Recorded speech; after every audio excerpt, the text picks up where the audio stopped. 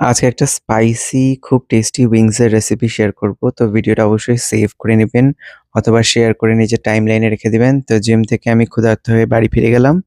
বাড়ি গিয়ে এখানে আমার কাছে কিছু উইংস ছিল। তো ওটাকে আমি এখনো কুক করে নিচ্ছি। তো প্যানের মধ্যে জাস্ট একটুখানি অয়েল দিয়েছি। কারণ এখানে দিয়ে দিলাম সিজনিং সল্ট, যদি না থাকে নরমাল সল্ট দিলেও হবে।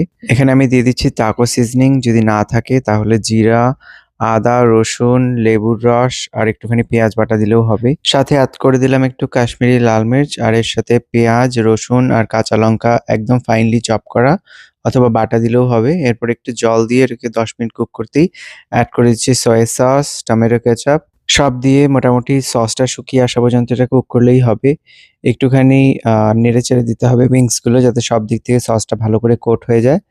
আর এই রেসিপিটা বানাতে কিন্তু খুব বেশি সময় লাগে না, ১৫ মিনিট। কারণ আমি জিম থেকে এসে প্রচণ্ড ক্ষুধার্ত ছিলাম, তো ওখানে ১৫ মিনিটে এটা তৈরি হয়ে গেছে। আর এটা ছিল খুবই টেস্টি, একদম স্পাইসি, সসি। স্পাইসটা আপনি আপনাদের আন্দাজ মতন একটু অ্যাডজাস্ট করে দিবেন। তো আমি এটা যেটা বানিয়েছিলাম খুবই টেস্টি। আমি এটা একটু ট্রাই করেও দেখছি। একদম দারুণ টেস্ট। উইংসগুলো একদম নরম হয়ে গেছে, সেদ্ধ হয়ে গেছে। আর সসটা তো জাস্ট ওয়াও!